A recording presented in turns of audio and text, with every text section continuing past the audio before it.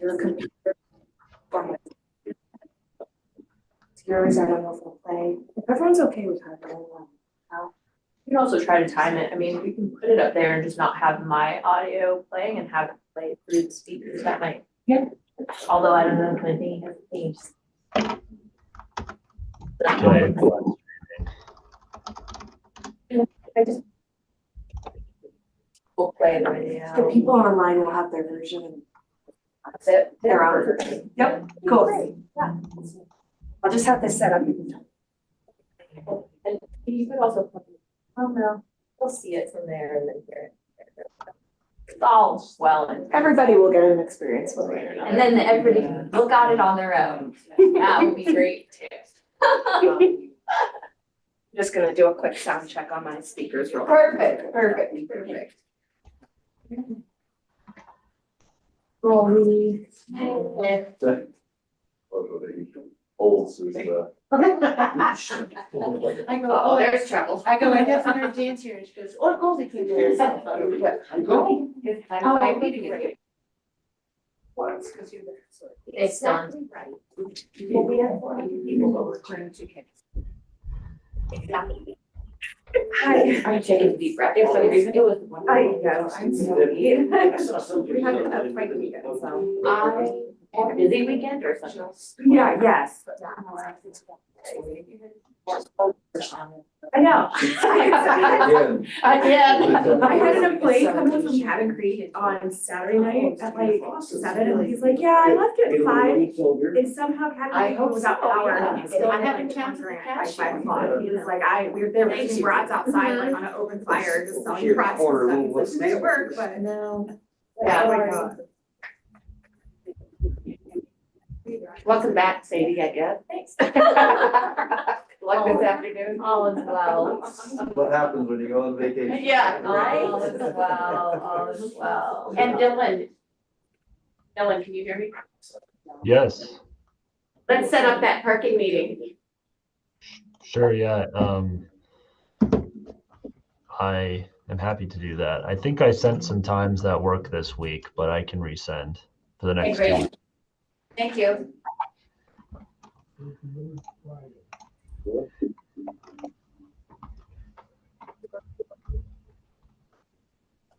Dylan, do you want to mute you? I mean, now you're the host, so it's like showing. Thank you.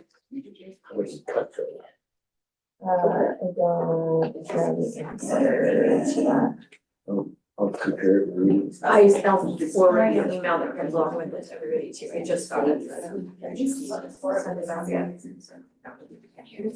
Okay, everyone, we're gonna go ahead and get started. Can everyone online hear me? I can answer that is yes, because Dylan and I have been testing it.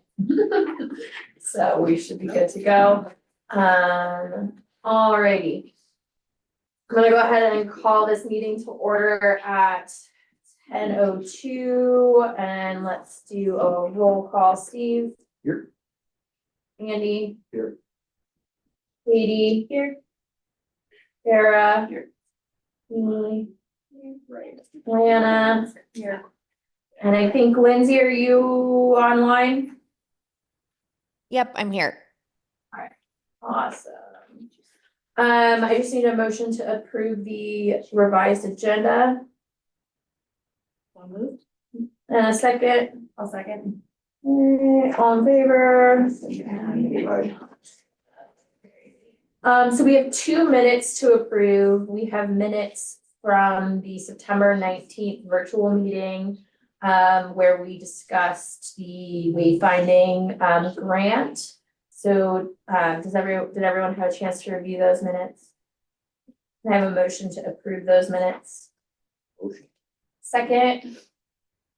I'll second. All in favor? Aye. Cool. Next one was the short minutes, and these ones are pretty raw. I apologize. We My muddled through that. my recording app is not spectacular at deciphering everyone's voices, so it's a little rough. But I think it gets the point across. It was rough. So I just need a motion to approve those minutes. Motion to approve. Any second? Second. All right, Tara. All right, all in favor? Cool. In public comment, I do have a scheduled public comment, so Carla Cole from CCCAE is here to briefly talk about an opportunity that's been presented to us. And Carla's gonna briefly talk about it so we can get more information mainly. Yeah, that's good now. So I. Where are you, Carl? Stand up, I don't know. Well, you can either sit or stand, whichever. Well, you I'll prefer. just stand Okay. because I won't take too long, but I wanted to first introduce you to Amy Fletcher. If you haven't met Amy Fletcher, she's fairly new to our community and she comes to us from Conifer. And she worked at the venue, you're the creative director of the venue, but you're transitioning to full-time Idaho Springs. And she's also working for the rec center. You probably saw her this weekend at the skate park. She's doing some Amazing event, by the way. Thank you. Yeah. It was really a beautiful community moment. I was so proud to be part of this community because the kids and everyone involved just really came to the forefront and had such a good time, and it was just a really beautiful event, beautiful weather. So I texted her this morning and said she had to be here. She said, I can't. I said, well, you have to come and introduce yourself. I said, I had something I had to duck out early, but I wanted to meet you also. Thanks for coming. So Amy's got a lot, like, her whole career, I think, right? Primarily has been. Yes, I was a professional performer on Broadway for many years, and I also have my master's in building community around theater and theater education. And I've been running the nonprofit for 7 years down in Conifer, the Venue Theater, all through COVID and everything else. I'm just very committed to using theater as a tool for education and also very much for community building. And so when I ran into Carla, my passions and expertise very much align with the CCAE mission. And so I'm very excited to support in any way I can, and be part of building the, curriculum, programming, all of that. And I've also worked in many professional theaters as well as the Actors Equity Association representative that traveled across the country doing education and outreach about professional theater and all of the jobs that are encompassed in theater. There's many, many, many, many more jobs and opportunities besides being an actor. And those are the skills that can be built in a community like this, and people can have really, really fantastic, very fulfilling jobs as a result. So I wanted to introduce you guys to Amy, if you haven't met her already, although she really jumped into our community pretty much feet first, whole body first.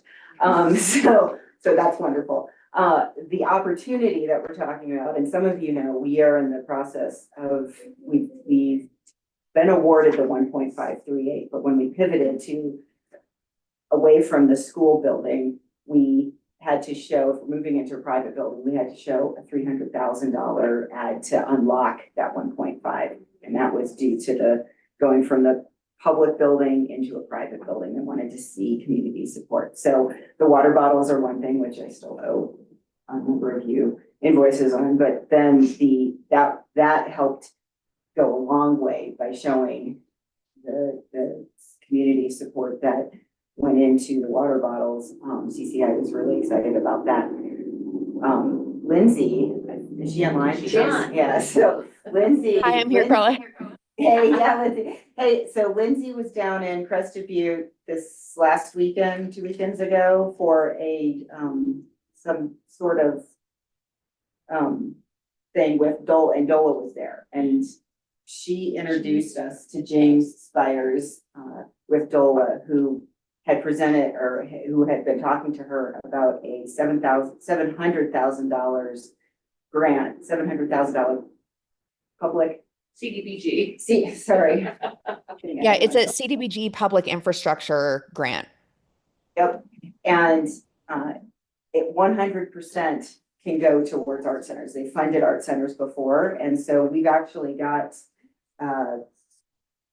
Todd Leopold with our regional manager coming up on Wednesday to take a look at the Argo as a potential space for where we are looking at right now, putting the art center, and potentially submitting for this grant. The key here, though, is it is a DOLA grant, so it needs to pass through the city. So what we're here to ask today is that the business promotions group support our ask to the city of being the pass-through entity on that. And we've got the grant writing team that won the 1.538 million. And then we also, we're adding Amy, who's written a number of grants for this specific purpose as well. So we've got a great grant writing team, so we can do the heavy lift on that, but we need to pass through the city. So, you know, there's a number of things obviously that go through that. I think you guys do that with the Historic Society maybe or something. So, I don't believe it's something that you've never done before. And I think that, you know, knowing that we can take the heavy lift of writing it, hopefully. And so it's Better 100. yet. Yeah, it's 100. So the way Right. it's written is it's $100,000 for planning and then $600,000 for construction, basically. And the key is that it needs to be in a project that is not under construction yet, which we are clearly not. So it is right in our sweet spot. Still needed 300,000 then? Well, if we got that, we probably would not, but, you know, we're working on that. We've got other grants that, we've submitted for, and we're waiting to hear. One's gonna hopefully come through here soon that we'll know, or at least know our next steps on. But that would be about $100,000 probably. So we've got a lot of things that we're juggling, and we've got a lot of asks that we just need to solidify, and we've got the grants out there as well. But this would for sure get us moving. And the budget, just so that everybody is sort of aware, the 1.538 gets us a significant amount of the way there, you know, depending on the building, but it would get us a significant amount of the way there. For the Argo itself, we're at like 2.3, I think is what the number is. And to do all, you know, everything that we would like to do, that's the collapsible furniture to make it a flexible space, and all the lighting and the sound systems, and but then also all the building fire system and flooring and staged equipment and that kind of stuff. So, but all in, that's 2.3. So all of this just goes towards that, but being able to open a space, we could do that if we can unlock the 1.5. But And Carla, the CDBG funds, there is no match for that, which is great. You read my mind. Right, when Lindsay told me that the other day, I was like, well, but we have a match. We have $1.53 billion as a match. So, you know, we're just working really hard to lock in. We don't think we're gonna lose it because they don't want to give it back to the state, but there is that possibility, right? If we're not using it, somebody's gonna start calling for it, so. The 1.538 million, has the deadline been extended to use that funding? Yeah. It is, Yes. yeah, so far so good. You know, it's sort of month by month, but They really want us to utilize it, Andy. Okay, yeah. good. We just took the whole Rotary Club up on site last week for some big asks too. So we're not standing still for sure. Yeah. Yeah. Yeah, you know, trying to identify a new space and make sure that it'll work, and then try to stack, you know, restack everything. It's a lift, but I'm new to the team, but I'd say we're very confident we're gonna unlock that 1.538. Just don't quite know how yet. right. But it's, Which spot? we're very confident. I mean, it's gonna happen, so. Yeah. Thank you, Carla. So from the board, and I'll just, when we get to action items, just kind of think about it, what we'll do is add a motion that you guys are comfortable with me essentially going to this meeting on Wednesday with Todd Leopold, who's the representative, to kind of ask about what the scope would be, what would be the ask from the city side, like what, could this board be the grant facilitating board, and then award that money to CCCAE, how that would work. So it would just be a motion from the board that you're comfortable with me moving in the steps to kind of gain us more information to how we would best apply for this and what that might look like. So when we get to action items, we'll bring that back forward. Thank you, Carla. When is the meeting with Todd on Wednesday? Wednesday at 2:00. Do you want me to include you, Andy? Please, yeah, and that's at the mill. We haven't decided. Do you want to, I think we should start at the mill. So yes, and then we'll probably go back to a table somewhere. So just to figure that out, yeah. Yeah, you think the address on the invite right now is the number. Okay. I just put Idaho Springs in there. Oh, my brain is not working at full capacity. Don't Full and honest with understand. all of you about that. Okay, cool, we're gonna move on to the director's report. There's been a lot of updates to this director's report since obviously I wrote it, but I didn't rewrite it. So I'll just update you as we talk through things. First couple of things is we've got some awesome new assets to show off with the new branding. These signs are done. They will be going on the new bike racks, will be being put around town. There's 3 of them, 3 bike racks, panel on each side. And so that'll be done. Dylan and I were just talking this morning, so looks like the bike racks will probably be up this week. Hopefully. What bike racks did we decide on? Those metal ones that were, That you demonstrated? that were demonstrated, and these go on the side panels of them. And the nice thing about this material, the reason we chose this material is that this can then have we can get a vinyl stick on that can go right over the orange or the yellow color to change it out really nicely through a very inexpensive, will hold up. So next summer, if we want to put an events calendar on this, we can just design a vinyl stick that will stick right on this for an events calendar, makes it evergreen and ever changeable, with the solid being this for now. And then, so those will be installed in the next, so there'll be 3 placements of those throughout town. We need to let Comba know so they can get a Comba has, post out. yeah, they'll get a post out, and that's a good idea. Do you have 3 places picked up? Dylan, do we have the 3 places picked out? No, I think the idea was to put 1 on each block of Minor Street, but it probably in an unactivated space, perhaps even the design idea was to have it so it could fit in one of the bump outs where you can't activate. But we'll have to see. If anyone has ideas, I think I'm certainly open to it. Cool. So, and as we have, activation season when On Minor is closed, and then have locations, they are meant to be movable. We measured, probably not the forklift. So they're meant to be able to be moved around. So we'll see how that goes. The billboard campaign, I want to update. So we're paying through October on the billboard off I-70. And then starting potentially November 1st, we're still kind of waiting for Argo's team to get back on whether or not. Yeah, we'll discuss. Yeah, whether or not we want to extend 1 more month into the board paying for November and then Argo taking over in December, or if Argo's going to take over in November. We're going to be making that decision in the next couple of weeks, so you guys will get an email about that. Part of our decision process is, are we focusing on the cable car or are we focusing on the mill? And that's The experience. Yeah, the experience, yeah. Yeah, absolutely. We don't want to jump too early. With the brand launch and the new signs and something you guys are gonna see here very shortly, our video is done. Katie is here.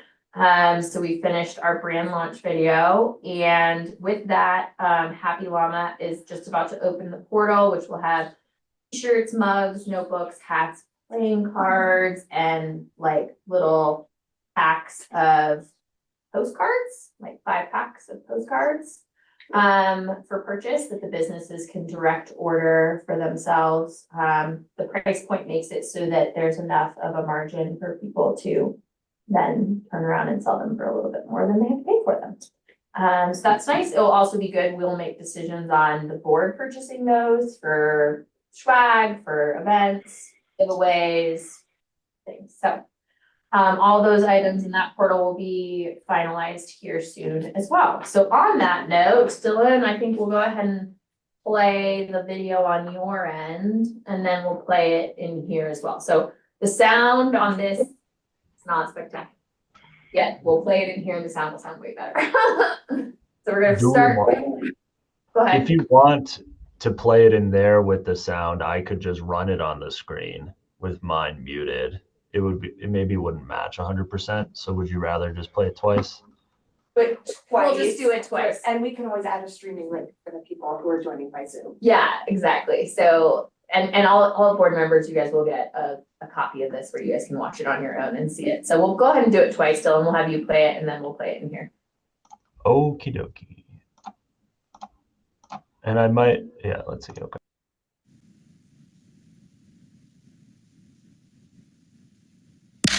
This isn't just where Colorado's gold rush began. It's where discovery never stopped. It's where we discover ourselves. Each other. What we're capable of. What matters most. So gross. Hi guys, come on. And what does it matter at all? It's where stories live. Idaho Springs. So good. Thank you. All right, we'll play it one more time in here so the sound. And sorry, guys, we were trying to figure out stuff with the monitors up here. I definitely invite you guys to just huddle around my laptop if you want to see it well without much lag. Can you send it to us? Yeah, it will be sent out, yeah. This isn't just where Colorado's gold rush began. It's where discovery never stopped. It's where we discover ourselves. Each other. What we're capable of. What matters most. So gross. Hi guys, come on. And what does it matter at all? It's where stories live. Idaho Springs. So a couple of things to know, all local talent, all local talent, all local talent. Nice. All local talent, all right on site here. And with that, so we have that streaming video, and then Katie's also developing a bunch of short little reel clips with a bunch of amazing extra content that we captured during this time. There'll also be a bunch of photography stills captured during the time behind the scenes. Really a lot of the story clips that we've been talking about. Thank you, Tara. So uncomfortable, but you did such a good job. So too. Rose was like, you need to sign this. I was like, for what? And they were like, I was like, That makes it more real. Yes, it was a real day. It was a real day, a real time.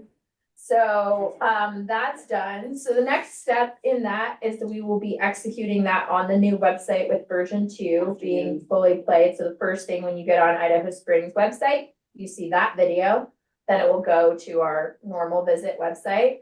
And then we are working on a shop local campaign with Box 31. Just kind of in alignment with some of the needs when we're looking at where we kind of need to focus in what's businesses are suffering the most currently in Idaho Springs, and the numbers and metrics say that retail needs support a lot. So kind of rising together in that. So we've started to develop a shop local campaign. So I'll be refining what's left in our budget in the category to see how much money we have to spend on paid marketing and advertising using that video and additional assets to kind of get some things moving in that direction for fourth quarter. That's where we're at. Questions, thoughts, feedback? Good. Cool. Yeah.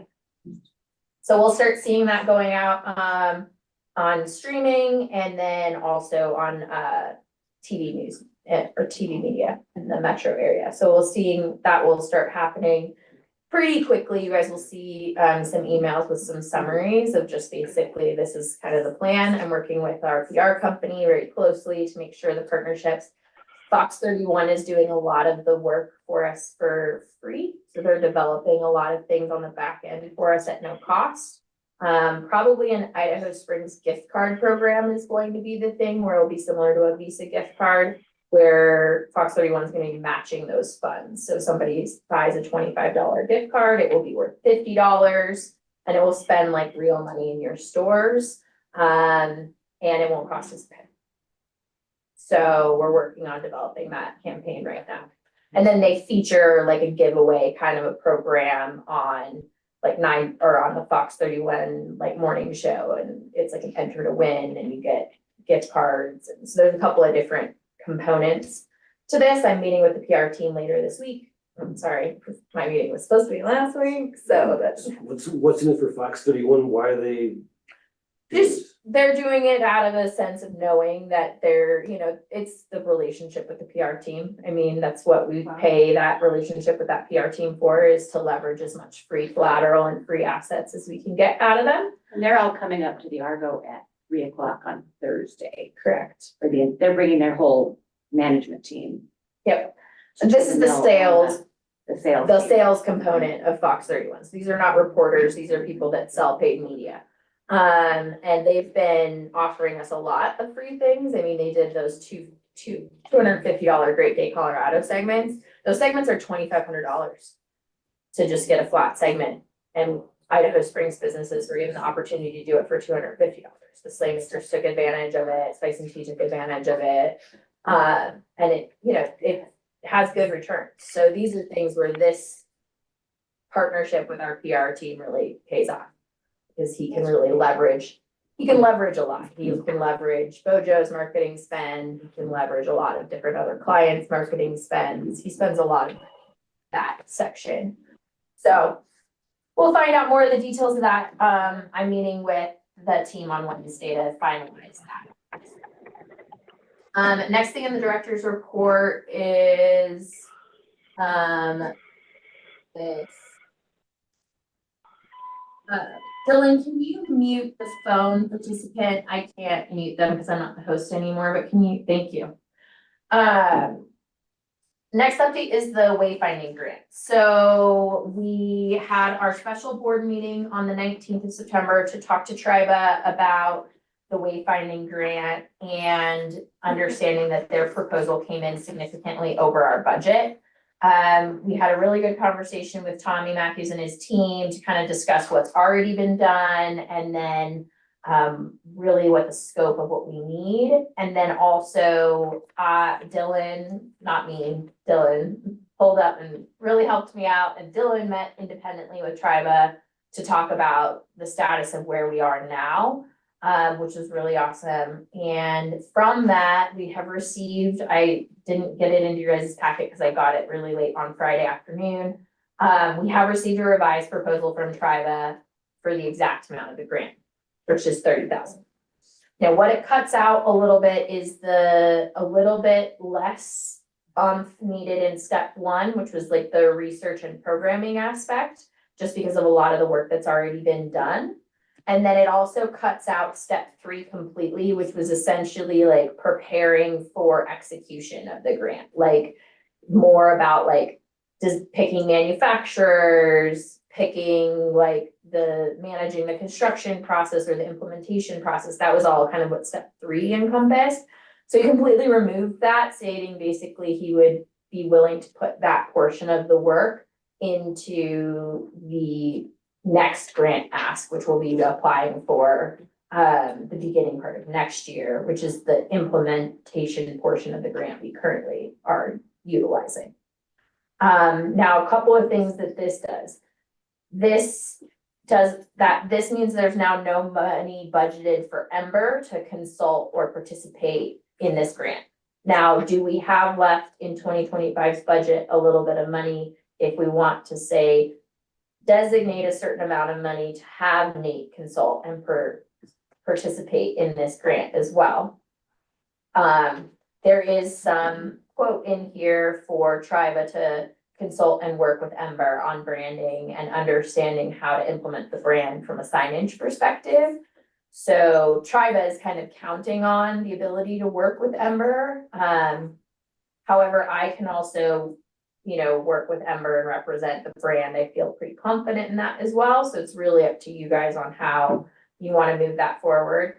I will forward out the proposal with the revision of the draft to you guys today, so you guys can review it. Again, like I said, the main things that are changing in the scope are a little bit shortening up, cutting some fee out of step one, and then shifting design development and execution plan into the next. How much do you think it would cost to have Ember stay involved? I think 5,000 would probably cover that or less, Seems like- 2,500 maybe to 5,000 would be. It's not very much, considering that we were willing to go up 10, 15 just to keep Tommy involved. Yeah. So, I mean, it depends on how much scope we really, when I'm looking at the scope of what would be required from Ember, obviously a decent amount in step one, and then in the design development of, the concept and schematic design, I think that it would be good to have Ember kind of involved in that from a review process and making sure that the brand is holding its integrity through the signs. So in that note, it could be upwards of, 8 to 10,000 additional. I would say on a minimum, you're looking at 5,000 to have Nate participate from a sense of like being able to be a consultant through the process. So it's kind of up to you guys without having to like in-depth review. And again, I'm sorry I couldn't get this to you sooner. But you guys can review the proposal and then we can vote via email how you guys want to move forward after reviewing it, or if you're comfortable, we can move forward however you guys see fit. You just let me know what you guys want to do.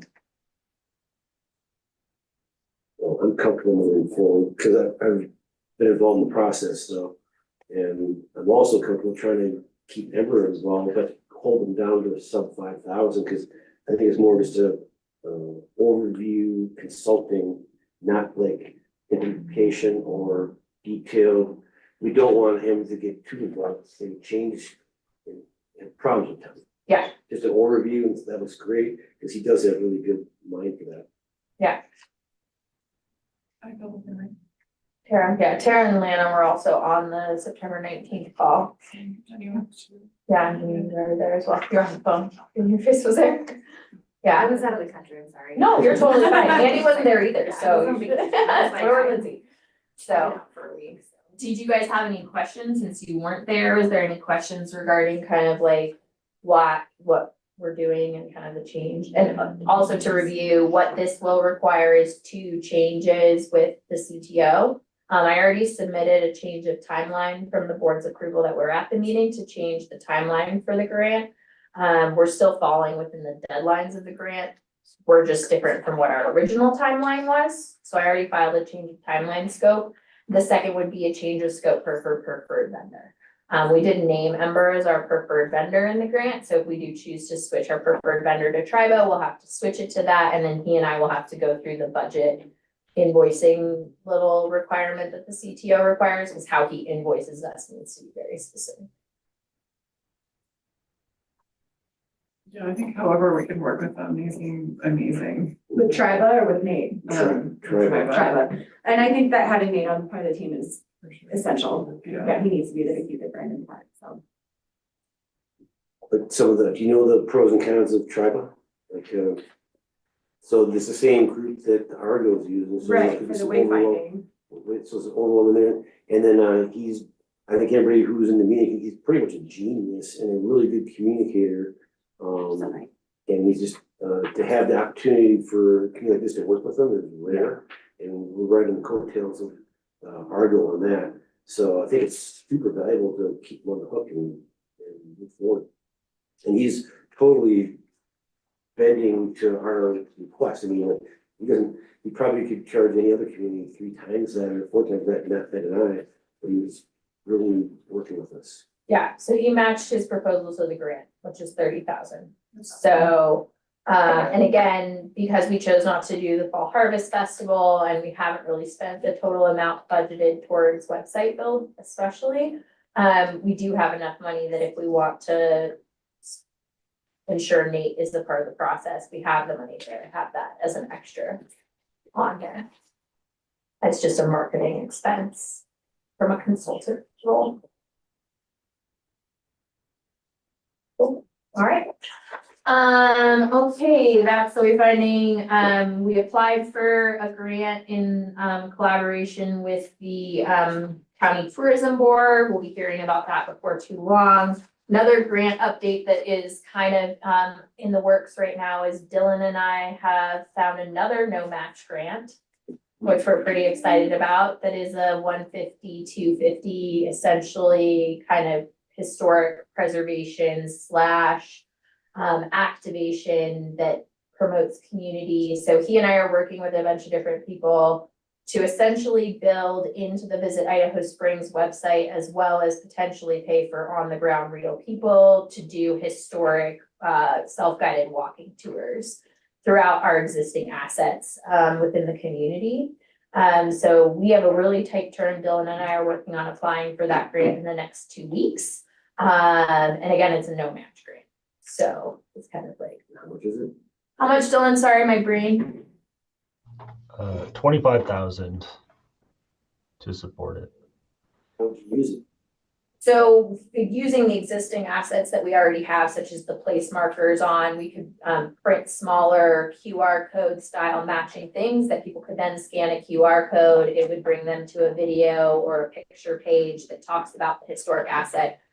Looping in the pump house, looping in all the outside ones. So it could be up to, I think we said like a 1.5 mile loop or a small loop. We're looking at 2 size loop. You know, kind of the different ways. We have all the plaques downtown, obviously. This would be working with the Historical Society and Historic Sites and Facilities to utilize the assets that we already have. So this is not like rebuilding something. This is just taking something that's already being worked on and making it cohesive and branded and all under one umbrella instead of 4 umbrellas.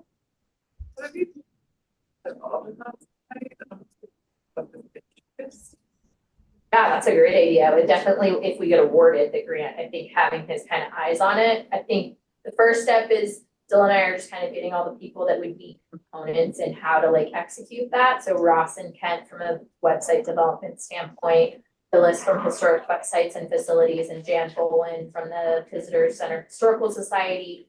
And then Dylan and I are going to kind of work on applying for this grant and get together kind of the summary of what it might cost.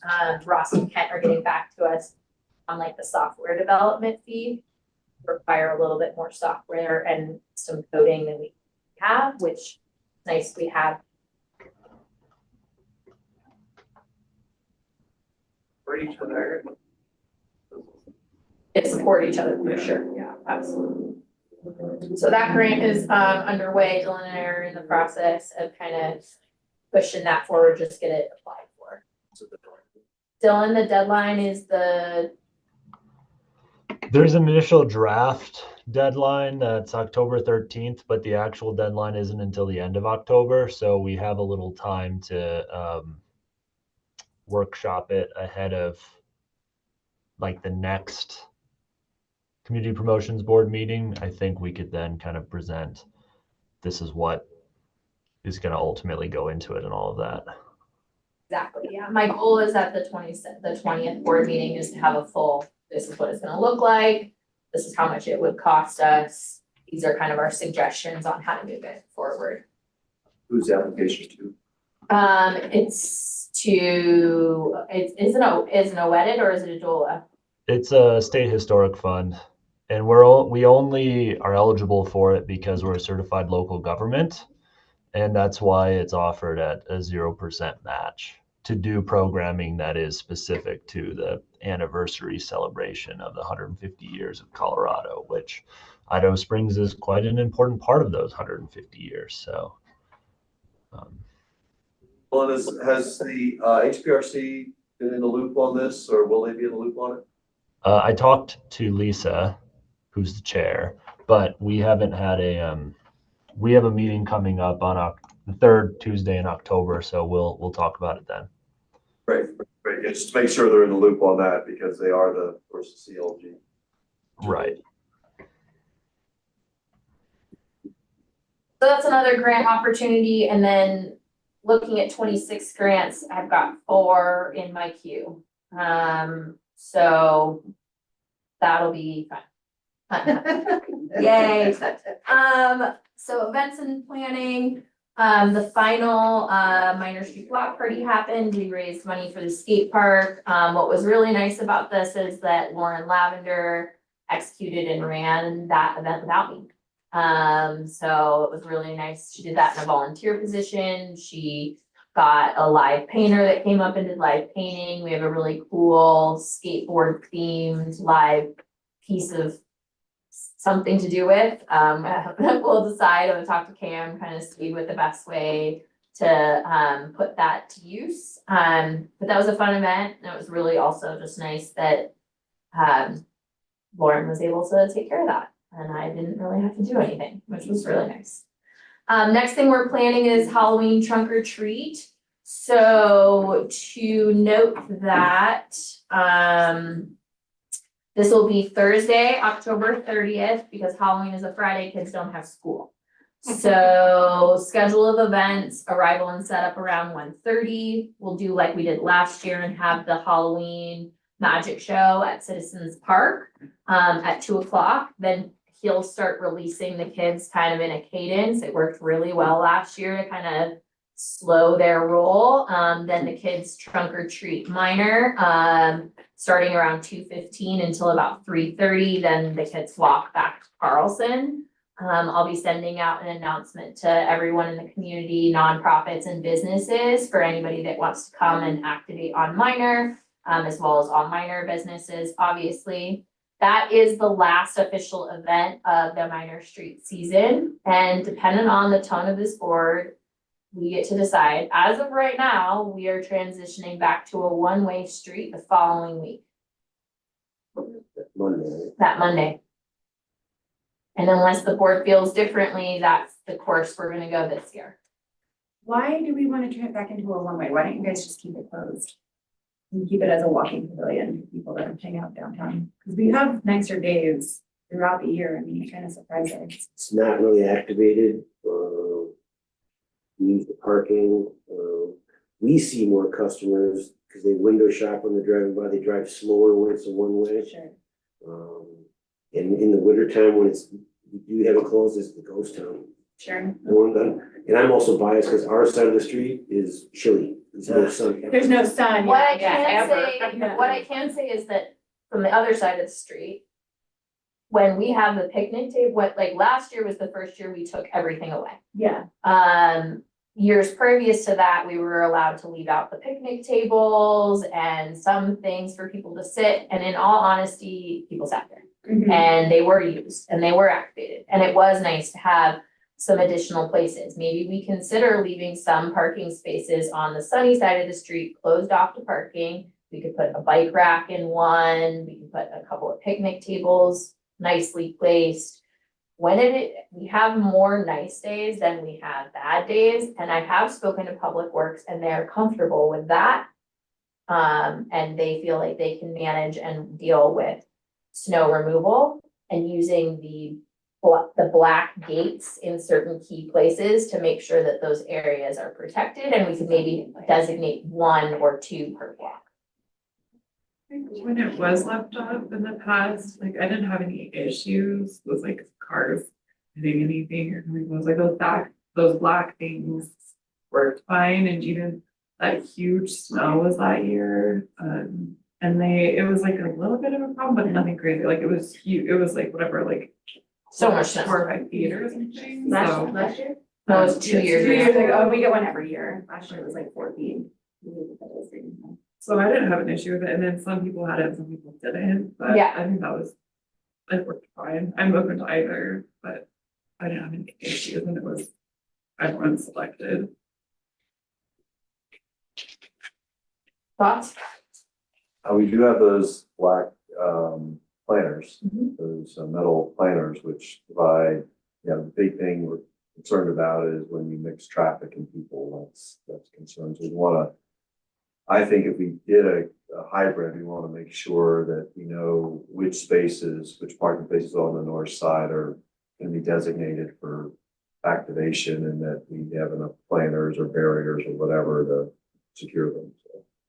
I think, if businesses are on board and the council's okay with it, I think the big issue that one year was we had a lot of spaces that were left activated that really weren't used, I think, or maintained. Yeah. But I think if we had some businesses that really want to keep them open and maintain them, I think that's fun. Okay. I feel committed to maintaining, because mine was also one of that was an issue. I mean, I definitely, from my business perspective, feel committed to maintaining. I can approach the businesses on that side of the street of who has stuff and who feels committed to at least having something. And then we can kind of do a similar design as we did the one year with the black planters. It works pretty well. And we have enough barrels, but I think between black planters and barrels, we should be able to protect a couple of parking spaces each block. My sense is that maybe the restaurants aren't as interested maybe in. Not generally, activating, no, so you no. wouldn't necessarily see the dining continue, but you might see like at Tara's place or your place or some of these other places that just like to have a picnic table out there, maybe some features out there. If it's a nice sunny day, people can hang out. Yeah. Could we I think- put picnic tables just like at Citizens Park or, maybe activate in a different way where we're not taking up parking or? The problem with putting picnic tables in Citizens Park is the snow removal in Citizens Park is already a significant challenge because of the way this park is designed. So I did ask about the Public Works about that. And they would be more comfortable if it was one single parking space versus Citizens Park, where it would create a lot more work for them from a snow removal standpoint. Okay, that makes sense. So I'll just kind of approach businesses on the north end and see if we have support to maybe at least have one per block, so it looks consistent. If we have that, then we'll kind of move forward and I'll bring it. Then, the bike racks, Yeah. what's the different scenarios having the street open or closed in the bike racks? Cause they're in the street, right? They're in the street. They are designed to go up on the bump outs. So they'll fit up on the bump outs. So we could put them up on the bump outs, as well as like one kind of, I believe kind of the one bike rack that's in Citizens Park, we could move and relocate that elsewhere and use a more designed one for that section. I also think it might be worth maybe putting one down on the east Yeah, I was end. gonna say that one on the east end, like maybe a CRC or like even closer, like by the car wash where there's a lot of Bikes. I mean, I know the arts have one, but there's, Yeah. potentially, I think that would be great. They use our gate at the tap house, they just back their tires into it and then, but I mean, they pile their bikes on the street too. They're on the sidewalk, so I mean, you could try to find a space, I just don't know, but off the top of my head, I don't actually know what would be a good spot for it, so that would utilize the advertising on it and everything. Yeah, and you'd see the bike rack and then maybe you'd see it further down and you would use it there or there. Yeah, I'm just trying to think of like where on that side of town, where it would be a good spot. You know, everybody parks along the street there, but they have their bike racks already in cars. It's like, they're just parking on the street. I don't know what would be a good spot for it. To where it's utilized and on something like not interrupting somebody else's property, or you know what I mean? Like, we don't have space for it on our property. I do on the smoking yard side, but it wouldn't be visible to the street where it would be Utilized, yeah. Yes, it would be tucked away. So where they jump the trail into the car wash parking lot to get on the trailhead. So Yeah. that would be my only problem. So, Right. yeah, I Just- feel like it'd be wasted a thought, Mr. Blackwell doesn't really get, let's say, maximum usage out of the Sinclair station. I was thinking that too. And Yeah, who owns it that? seems like maybe a couple of bike racks even, we can ask him. Yeah, see. Is there a right of way there that you could commandeer somehow? Maybe, yeah, that. Right next We'd have to widen it. Yeah, where the trail goes across right there. Yeah, it's an easement. It's an It's just easement, like yeah. mine is So it's a worth having, easement. Mayor, maybe you wanna, since you've been speaking to him, maybe you wanna just I have. Gently I have been talking suggest to him, about a and bike rack. I would be delighted to reach out. Thank you. Cool. Well, we'll keep going on that. We have been approached by a local realtor by the name of Sean Murphy regarding the second annual Halloween decorating contest. He ran it last year just for residential, and it was both online and in-person ballots. He approached all people that decorate normally. He had good participation last year. And he's asking for us to be willing to participate for activating a business side of that Halloween decorating contest or fall decorating contest.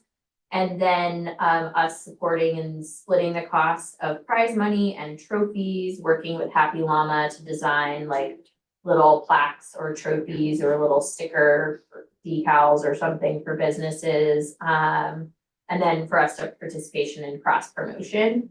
If we want to do that. So, thoughts, board feedback? And where are we gonna, wait, they want us to just participate or they want us, I don't understand what He you. just wants us to come alongside and partner. He's willing, he already has the Okay. website set up, he already has the voting mechanism set up. Gotcha, okay. So it would just be like, it would be a fiscal participation, meaning that we would buy the trophies, the little like best Halloween trophy, little trophies, and then little decal, like kind of like Best of Idaho Springs, little window decal that I won first place in Blah, blah, blah, blah, blah, Yeah. for the businesses. Okay. The most important part of all this is promoting. Is Because you can give promotion, away yeah. an award to the one or two businesses that are gonna do anything. So Exactly. you gotta promote it to make it work. Yeah, so both promotion, it would be activating the business side, because there's not been a corporate category in this. Obviously, the residential don't need to be motivated, they are very motivated on their own. Well, because we didn't do it with the businesses last year because we felt like we didn't give them enough time. Yeah. Right, so do you think that there's enough ample time for people to get ready this year? Like, Yeah. when would we Yeah. vote, when would we vote on it? Would it be for like October or for November? It would be October, yeah, it would Okay. be voting on it in October, so, and he's already got it all built, like, there's nothing on his end that's not already in place, it would just be about getting the businesses notified, giving them a flyer and getting them to participate. Budget number? So the prizes are a total of $150 in prizes, that's physical dollars that go towards the residential winners. Corporate winners, it would be more like bragging rights, like I'm not proposing that we give businesses money, as we would give them just a little participation, bragging rights kind of a thing.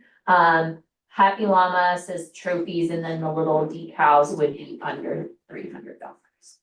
It's not money, not a big deal. Money is not, this is not a big money ask, this There's is. any money to promote it, because Yeah, we could do some paid pushes on Facebook, to advertise, but honestly, because this is a community driven thing, it would be posting in the community group and using physical flyers. So printing flyers, which is minimal cost up front here, or we could have Happy Llama print up some more solid size postcard style things that we could hand out, that might be a little bit more like weighty and not get lost on a manager's desk. I think it should be a golden pumpkin trophy. A golden pumpkin trophy. I am down for a golden. The pumpkin will be going up on the water wheel very soon, so. What about if we did like the wing crawl? So we won the wing crawl this year, but every year that they put a new plaque on it and they just pass the same trophy around. So it's kind of like an honor to have it Golden posted. pumpkin. Just do one trophy that every year the new winner gets it and then you get your name tacked on the side. I like That that. way you don't have to invest every year. Oh. But then it's kind of like a thing, you're like, yes, we have the trophy. We have the golden pumpkin. You wear it very proudly, because we have it right now for the wing crawl, but we wear that very proudly and it's like, Yes, I love and that. then, yeah, so it's kind of like something you strive for, and so. Cool, so if the board's comfy, I'll It's a just, community builder. I'll keep, Totally. I'll That get was a with good Sean sound and effect. kind of move it forward. They put it on the website as like an event. Oh my God, yeah. Cool, okay, I've started, oh, go. One Halloween question, will there still be the parade as well? Yeah. Okay. That so will be at the same time as So the the- trunk or treat.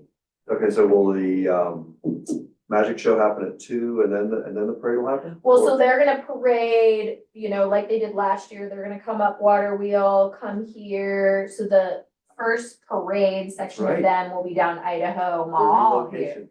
So I'll be working with Nate and Zach that day on the 30th to just this one little section of crossing crowd control.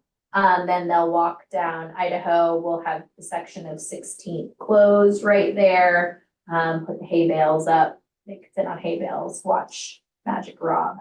And then they'll go be on Minor Street parading and getting candy. But the parading on Minor Street, when's that likely to happen? 2:15. About 2, okay, so pretty much the same. time. Pretty much the same time as always, They yeah. have a little more of a hike. Yes, they used to hike here, which last year was fun and worked out perfectly. That's the They did like a, whatever they call it, a walking bus. That's the 30th, right? The 30th, yeah. We Yes. have a movie scheduled for that night. Oh, cool. So handing out like flyers for them is Yeah. great, yeah. Yeah. Encouraging Scooby-Doo. Bills. hay bales. How many do you Yeah. have to versus one of them? I don't know if it costs you. But reclaim from another bit. Don't just go get them. Drive them up here. Sweet. I don't remember telling. Well, we need 12 from like my perspective. I'll take 12. And then I'll reclaim them to the pumpkin. I did talk to Pumpkin Smash. You talked to them? I talked to Colleen, yes. How many were? She didn't tell me how many she wanted. I told her I would give her 12. So we have hay bales. If any businesses want to order hay bales, I'll include that in the email notes and call outs as well. So if you want any hay bales to fall up your space or to do any kind of decoration, we get access to reclaimed hay bales from the Arvada Cider Fest. Bill Lee gets them and uses them. We pay him gas money essentially to bring them to us and to take them away when we are all done with them. And then he uses them on his ranch and, you know, so that's an easy, so you guys can email me if you want hay bales. That's, Are you decorating Main Street again with them? I'm gonna put them out on Main Street as little sitting areas again. Yep. So we'll do kind of what we did last year. There was just a few hay bales out that people could sit on and take pictures and buy flowers. And they were used and people thought they were cute, so. We'll do that again. Okay, the new resident parking portal is up and running. It launched at Labor Day. It's already got quite a few people using it, and going through it. I'll be sending it out in all of my communication moving forward. We won't be enforcing it as the only way to do it until the first part of next year. And all of the permits that were in the parking portal already rolled over into the new parking portal, so nobody's like voided. However, by the 1st of 2026, you need to re-register your plate for a new round of being a resident / business. All the businesses, it doesn't really matter because you have your business parking portal and you should be using that. If you're not, contact me and I'll hook it with Jessica and we'll get that all sorted through. But that's rolling right now. So those kind of the rules for that. Budget, I'm going in front of, thank you to Andy and council for being flexible with me last week. I was supposed to go to council last week to talk about budget. I did not, so I will be going tomorrow to work session at 5:30 to talk about our budget. I think board, you guys have had ample time to review the budget. It was in your packet multiple times. Steve and I have sat down and gone extensively over proposed 2026 events in addition to the budget. So in the proposed budget, you guys do see kind of the must-do or suggested events and their correlation of budget line items, and then the suggested phase-in budget events, as well as I'm asking for additional money for a part-time events contractor, as well as somebody to contract to help support via social media. These are positions that I can manage and direct and make sure they're doing everything. I think it's challenging for me to do that as well as everything else that we have on schedule with all the grants and grant projects and management of all that. So, is there any questions on the budget? Or as a social media manager, do you have someone in mind? I do have someone in mind as a community member that's willing to do it on a contract basis. And again, that will be the board's decision whether or not you guys want me to put in, for each of those positions, I do have someone in mind, obviously. If the board would like me to put it out, we can put it out to say accepting for this role. And then we can have the people that I have in mind, obviously apply in, and then we can see whatever. Or if we want to just move forward, I think from a standpoint that we might have to put it out as a request for contract, or because we didn't for the website or Yeah, the we have a graphic fair amount design. of flexibility with consultants. Yeah. Yeah, so we, how we want to handle that. It's more when you brick and mortar type projects, we have to competitively bid. So again, for both of those new added line items, I do have a contractor in mind would be easy to onboard and move forward with. So we don't have to really make that decision until after the budget is finalized.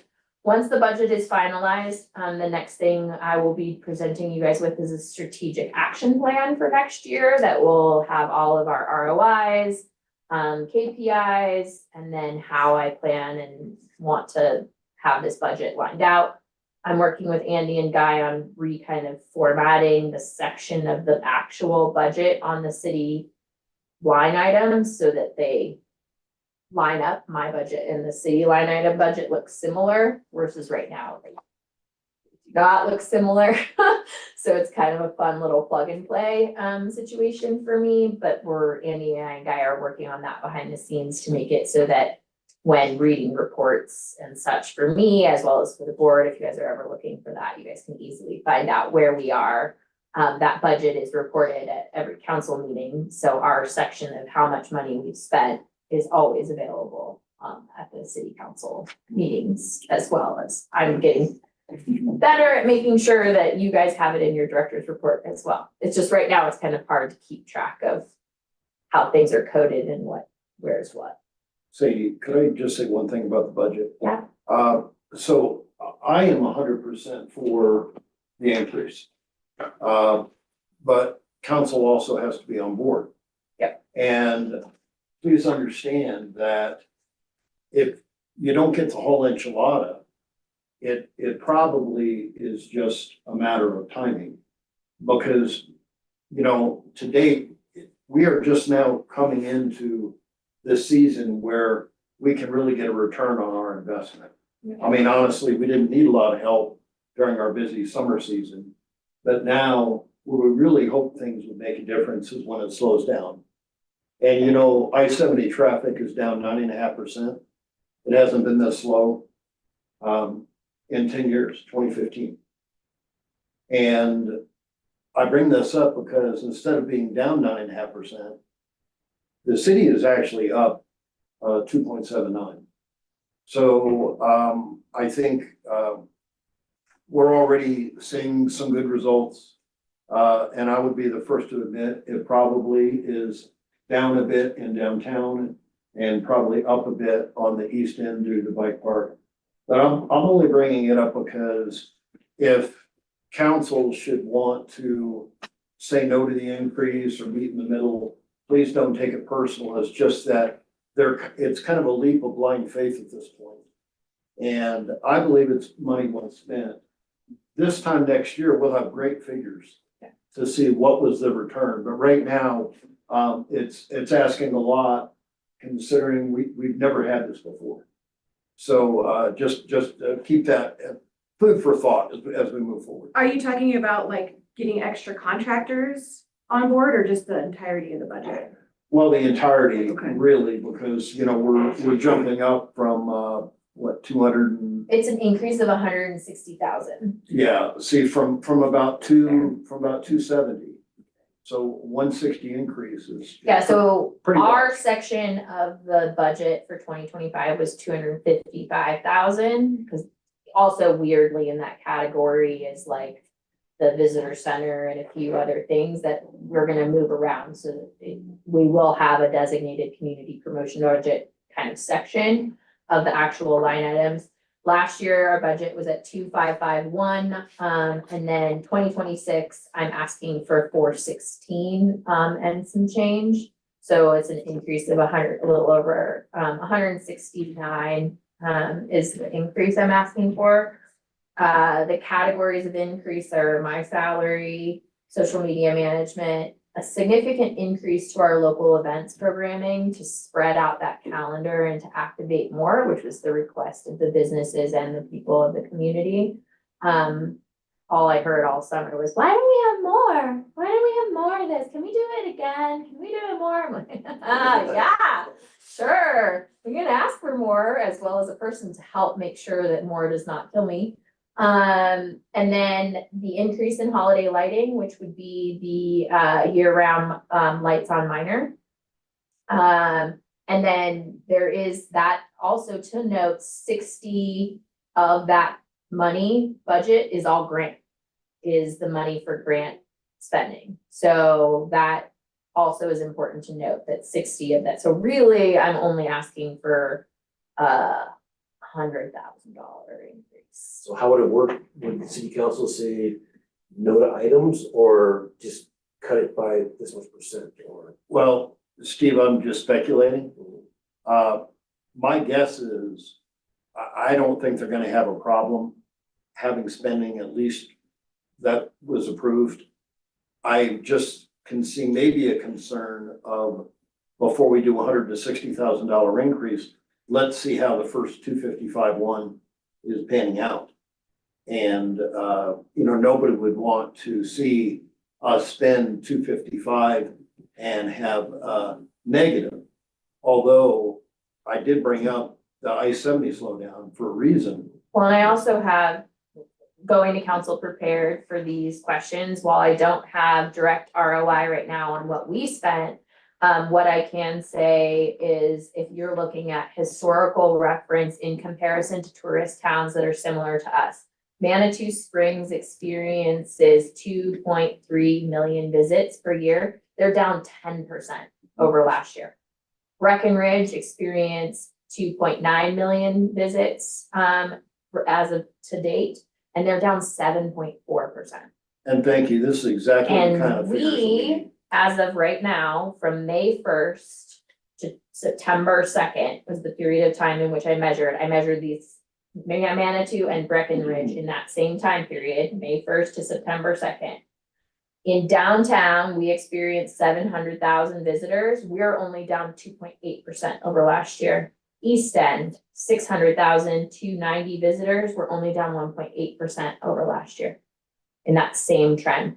When you're looking at similar municipalities that are down 10+%, we're really not. And looking at I-70 numbers. So like, it's trying to remember that it's important to look at that something from like a relative standpoint, in the fact that the economy is really in a not spectacular place. We're off a highway that is experiencing significant safety issues and construction impacts. It puts us in a position where like, we really are mitigating a challenging time by putting forth effort. Tara? And then it sounds like what you're saying too, is that we don't know what our results are gonna be. And so like these next few months are like the slower months, so potentially those results will be even higher than they are now, because it's almost like matching what would happen every summer, so.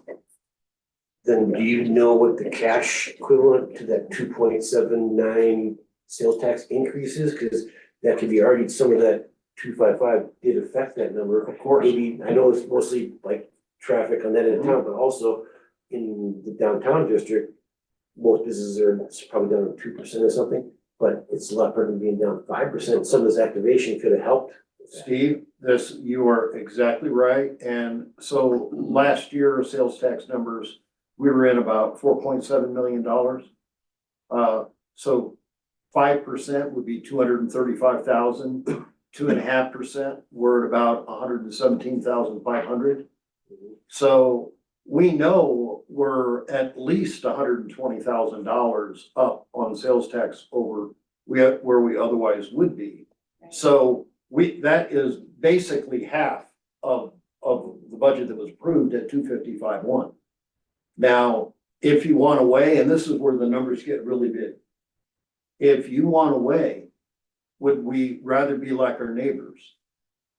Because the difference is $500,000 between being down, say, 7% and being up 2.5. You're looking at $500,000. And that's take just on the city's end. That doesn't count what we're also picking up for, say, the county, for example. But if we just were to look at it selfishly, just in the city, 7.5% down versus 2.5% up, at $4.7 million, you're looking at a 10% swing, or just about $500,000, which is about double what the improvement. So that's why I don't think council will necessarily want to cut where the budget was, because we have justification where there was a 2-to-1 payback for the city. I just don't know about $160,000 more. I'm all for it. We'll see what they say. I say it has a good chance, but I'm just saying if they want to split in the middle, don't take it personal. It probably is just going to take where we've got some better numbers, some better return on investment, especially compared to our neighbors. And because it is very relative. So how does the process work if they say, we'll approve 100,000, they don't, then back Is to it the board? specifics? Yeah, Like then on, it goes back to the board, then we negotiate, or you figure out how to make it work. Well, and also, all departments have to deal,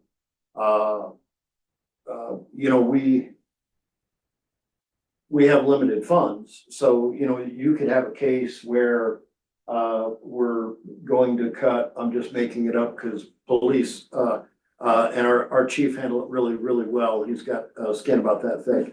But, if we were to say, unfortunately, to make, the numbers work, everybody is gonna be down about 10% on their request.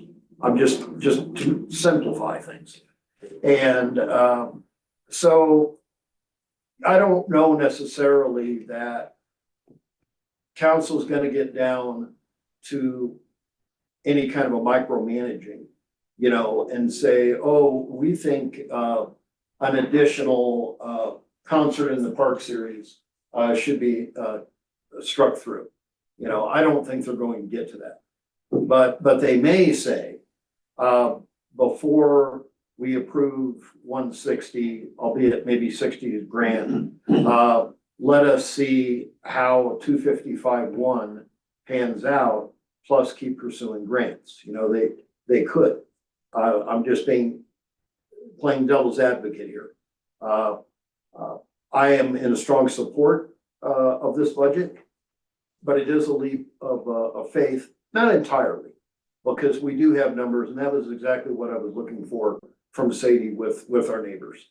Because the question would be, well, if that count is down 9.5%, why in the world would we not be down 9.5%? And another thing that's really important that I will definitely be driving home is that when economics especially are a challenge, it's not the time necessarily to not be spending money on, especially things like marketing and shining the light on what we have to offer. Because what we have to offer is what people need, is a approachable, relatable, easy to access, Close to home. that is not going to break the bank. So because of those key components, it's really important that we shine the light on who we are and let them know, and take the money that we have spent in building a foundation, in building the mechanisms and the methods of how to tell our own story. Now we can actually put that rubber to the road and show what it's really worth. Mary Jane? I know I'm not on the board, but I think it's important for the council to know how much businesses actually contribute to these events too. Oh, yeah. And that needs to, that it's not the city carrying this load. It's not the city's doing it, it's the businesses actually add at least as much more to all of these events, and that's, to me, a huge. And Mary Not to Jane, mention that- that we produce the sales tax revenue. That's why I was pointing, a 10% swing, because we, I mean, by all rights, if our neighbors are down that much, why wouldn't we be? 7.5% down versus 2.5% up, that's 10% of 4.7 million, you're right about $500,000. We only approved 255.1, so that's a 2-to-1 payback. Right. For the city's investment, to Right. a very Right. important point. And also, I think Sadie, touches on human nature, because, gaming is down, not huge. It's down, about 2.5%. Central City, I don't know if you've heard, but they are cutting on their marketing. They spend about, I think, $130,000 a year on this beer fest thing that they do. And sorry, I can't remember what their other big event is in Central City. They have Stills in the Hills. Oh, that is it, Stills and Hills, thank you. So they're cutting. I agree with Sadie. That actually is human nature to try to turn over stones to save because things are down. But there probably is a time where maybe you even add a little extra advertising dollars to make up for that shortfall and try to turn things around. So thank you for bringing that up, Sadie, because that is exactly what people do. Can I ask, is the entire city budget going up? Yeah. Or would it Oh. be Oh, it'll like be that? going up. So it's not like this additional 100 with the 60 in grants is coming from somebody else's budget? Like the entire city budget is going up? Well, it's all relative, okay? But I'm just like, are we taking from somebody else who's gonna be like, well, wait a second, why is my Well, budget going down for that budget? In to all go up? honesty, of course, but that's the way every department. If they say maintain status quo, that would be more for the other departments, right? Okay. This is due, and it's also very overdue. And I think our timing probably, especially given the I-70 construction, and it's very apparent people are trying to avoid this corridor if they can. And maybe choose a 285 corridor or go up to Boulder or something if they want their mountain fix. So this is really the time to get on board and try to mitigate. I agree. I guess I'm just asking the question from the standpoint of like, what are we gonna be arguing against? Well, look, here's a real bright side. We're a very successful city. And we continue to set all-time sales tax records, even when you account for inflation. Because we're basically about an increase citywide of the officially recognized inflation rate for the nation. So we are legitimately continuing to tie the all-time record, and this is despite the slowdown on I-70. So we're not going to be in a situation where people are talking cuts. Because you probably, I'm not gonna name names, but you probably, with some of our neighbor cities will hear, the cut word coming up. But it's my belief that we're going to have a very reasonable budget, and probably most departments will be at least inflationary kind of increases. Our police will probably be going up proportionally the most because we're opening a new station, and I think everybody understands that. We're going in with modern equipment, not archaic stuff. We're finally getting into this century of policing. So with that qualifier, I think we probably will see at least inflationary increases. There's has done so much already, like CD has done so much in this past year, like we didn't have branding, we didn't have a website, you built all these relationships, like that's huge and it didn't even exist, so I think seeing that investment, I mean. I absolutely think that we should invest in getting you help because I think that you're way overloaded. Like I can't even wrap my mind around how you balance everything. I really don't. But that's why I asked if it was gonna be an overall increase and then we make the decision on how we spend that money, because that's a different conversation than. Well, I think So- that Mayor is right. What I would anticipate is them saying, hey, we're gonna say we're gonna say we're comfortable with this much % increase or cut this much from this. And then I would come back to you guys by reworking some things and moving some things around. And in all honesty, the thing that I would probably cut the most would be probably just the extra events and, look at doing the events that we already have that are our standard events, doing them really, really, really well. That could save us some funds there. So there are ways to kind of understand that this does have some malleability to it. And again, a key portion, and I will drive this home, 60 grand of this increase is grant money. And of that, only 20,000 would be city funds. Of that 60, 20,000 is match funding. The rest of it is grant money coming in. I feel like even the 100, like, what did we spend it on? We spent it on these building blocks. So in Yeah. a way, like, obviously increase would be great, but it's like, does that make sense? Like, Yeah. the investment we need in a way will like free up for the future. If Yeah, I mean, I'm leaving the Versus website and marketing there, category yeah, the there's same. nothing else because those building put a blocks bunch are of money into that already. I mean, Yeah, so the we'll find 80s other things to build on, but like, Yeah. that was a lot of work. Yeah, the 87.5 is the website and marketing category. I'm not asking for an increase in that money at all. The 87.5 is remaining the same, which is the money that we spent to build all of those assets. Now I'd like to put that same exact amount of money to work on those assets. Again, the areas I'm asking for increases, I mean, we would not do the permanent holiday lighting on Minor. Sure, we would not do that. We could also just stick to our standard core events and not add any new events for next year. Again, as Mayor said, this is all, we don't know what they're going to do until after I present to them tomorrow. Carla? One thing I'd like to say is that hopefully council looks at this as a strategic investment. And obviously because we've got an opportunity here this year, where we're gonna have a significant amount of people who may have never ever come into town or come through town, coming in because there's a gondola now, opening next year, right? And so, yes, it's gonna mean that probably need more, police services as well, because more people means more issues, but ultimately, and I don't know the full range of the city budget like you guys do, but putting our best foot forward now for that onslaught of people is going to pay dividends in the long run. So I think, just think about that, and I think as part of the presentation of the budget, that's part of it too. It's strategically got to put the dollars where they're gonna make the most return on investment, right? Katie? If I could just offer one perspective just from my own business.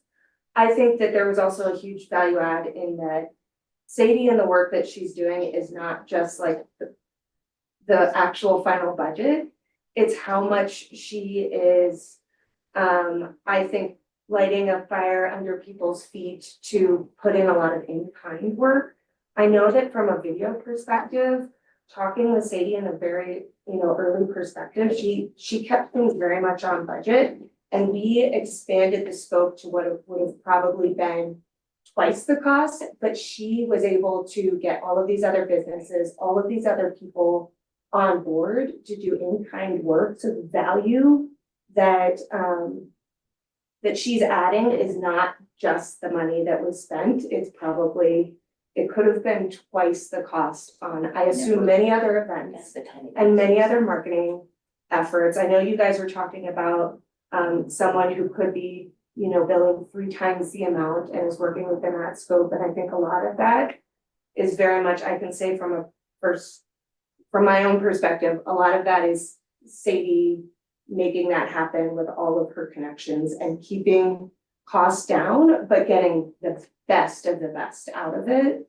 And that's really huge value. Okay. I don't want to get us too lost in the weeds because I do have a hard line and I gotta go take my human to get surgery today. So I want to get us wrapped up. Basically, I hear all of you, and again, anybody who wants to come tomorrow at 5:30 with me here in the council chambers to help make sure we're advocating for this in the right way. I will be here tomorrow, 5:30, to talk through with council about this. The rest of the director's report is just summary numbers for you guys to review, as I always have, has the sales tax numbers in there. The one thing, and while we have Carla here, before we get into the action items, is talking about this ZAP application or ZAP software. And essentially it's a holding house for artisans and vendors and really a way for us to get specific about who we'd want at events. It's how the Cherry Creek Arts Festival handles all of their vendors, food artists, vendors, I mean, the whole nine. And so CCCAE is asking for support in from a financial standpoint of being able to work with this vendor application to fill our events. It just widens the net. It widens the Time. net. Yeah. It also widens our quality, and who we have access to. So if we want to be really specific and say, okay, we only want these type of vendors here, this would be a way for us to narrow that scope. They also do all of like, think of it like a CMM, like a content or a communication management system. They like handle all of the emailing and record This is where you're going. keeping This and is- forms. This is, you know, it's a work saver also pretty significantly. So it's like, instead of me sending 25 separate vendor emails to each vendor, it sends all of the emails. And it doesn't preclude local No. artisans and wonderful. And it doesn't cost artists anything to participate. Like if we want to say, hey, we're managing this event through this platform, our local whoever can go sign up to be a part of that event without any additional. Yeah, and you want them to sign up for it because then they are then part of the CRM piece of it, right? So, and it is specific to artists, so that's why Cherry Creek Art Festival, Evergreen uses them, Golden uses them. There's, I think it's kind of a go-to. They have their region, and their sister region is the the eastern. But ZAP is actually based out of Denver, so they're a local company with a much broader reach across the United States, so. Monthly fee? It's a yearly fee. It's $2,000 a year, which would give us essentially 6 events. Five, if we're doing 2,000, it would be 5 for 1,600. 2,000 would give us 6 events, with the flexibility that we're looking for. 1,600 is like the very minimum package. That's 5 shows or 150 applicants, for a year. For the amount of events that we do, and that I would say we could budget that 2,000 number. And that would be out of our local events programming budget, as a part of the cost of all the events that we're doing. You would start this in 2026, or would you hope to use it for like the I- Ramble? I'd love to use it for the Ramble. I think it would be a great way to test be it awesome. out. And Me too. honestly, we wouldn't even need, we obviously wouldn't, we wouldn't have to do that $2,000 thing. We could pay per applicant. Like, so you sign up and you pay per applicant. And so I would imagine it would be like around $1,000 to do it, or even 500. Yeah, I even think it was 500. 500 for that one-off. one-off. Yeah. Because these vendors pay to show up at the events, so you can defer that cost by the vendor fee, so it really doesn't cost anything. Correct. So if we charge the It's 25. just an upfront. Yeah. Yeah, investment. it's just an upfront investment, so if we charged a $25 to $50 vendor fee, which is very common for vendors, we didn't charge a vendor fee last year for the Holiday Rainbow. As it was the first time we did it, and it was all locals, and we didn't charge. However, we could choose to charge 25 to 50, and that's still, again, like Steve says, very inexpensive for a vendor fee for Tara and I, who have done markets and have been in them. It's inexpensive. We could execute it and try it for the Holiday Ramble, and if it's awful and we hate it, then we don't have to do it. That's a good point. It would probably streamline things too, like it would take time off of your plate for other work too. So that would be- Significantly, and Right. Carla and I could execute it, it would save us both a lot of time, since CCCA is already partnering in on Holiday Ramble. This would be a great way for us to test that and not have to have us both doing extended. Do you have vendors no call, no show last year? You did? That's No, good. everybody showed last year that Good. said they were gonna be there. It was. Well, except for the rep. Like individual. Yeah. They came late. Huh? It was a little, I mean, Terry was, Individual communication, I also think it was more, you know, cause it was like, what time for you, what time? for I you? feel like I sent you guys a few of my vendors that I used, and because I didn't charge at the tap house, I had vendors that wouldn't show up all the time. It was really frustrating. I feel like when you do, they would ghost me and then they would show up to the next one and I'd be like, what? Oh, it was so annoying.